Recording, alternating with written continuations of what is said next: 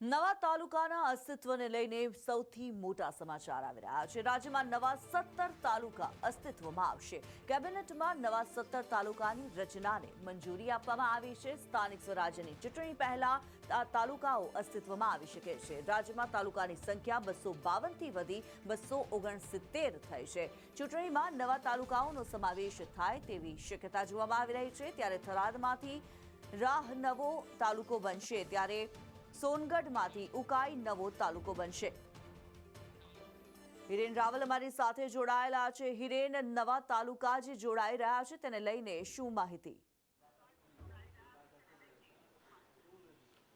કેબિનેટે 17 નવા તાલુકાઓ બનાવવા માટેની મંજૂરી, સૈદ્ધાંતિક મંજૂરી આપી દેવામાં આવી છે અને એની સાથે જ આ તમામ તાલુકાઓની અંદર નોટિફિકેશન પણ આગામી એક અઠવાડિયાની અંદર ઇસ્યુ કરી અને 2026ના શરૂઆતમાં જે ચૂંટણીઓ યોજાવાની છે સ્થાનિક સ્વરાજ્યની સંસ્થાઓની, એની અંદર પણ આ તાલુકા પંચાયતોની ચૂંટણીઓ થાય એ પ્રકારનું આયોજન આ વિભાજન સાથે કરવામાં આવી રહ્યું છે।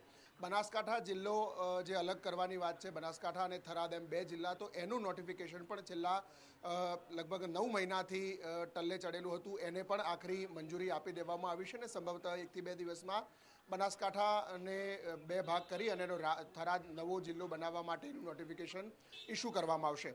આ ઉપરાંત જે નવા 17 તાલુકાઓ બની રહ્યા છે એમાં થરાદ, કે જેને થરાદનું મુખ્ય મથક બનાવવાની ચર્ચા ચાલી રહી છે, તો એ થરાદ તાલુકાના પણ 2 ભાગ થશે। એમાંથી થરાદ અને રાહ એ નવો તાલુકો બનશે। સુઈગામ વાવ તાલુકો છે, વાવ તાલુકાના કદાચ 2 ભાગ થઈ શકે છે, તળાવ નવો તાલુકો બને। એ જ પ્રકારે સુરત જિલ્લો છે, તો સુરતના મહુવા જે તાલુકો છે એ મહુવા તાલુકાના 2 ભાગ કરી અને અંબિકા તાલુકો નવો બનશે। સોનગઢમાંથી 2 ભાગ થઈ અને સોનગઢ અને ઉકાઈ એમ 2 તાલુકા રહેશે।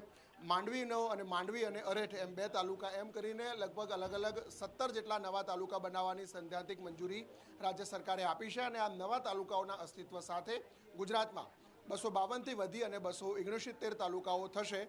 એકાદ 2 તાલુકામાં હજુ ફેરફાર માટેની બેઠક વિચારણા ચાલી રહી છે। જી, ધન્યવાદ હિરેન આ માહિતી માટે।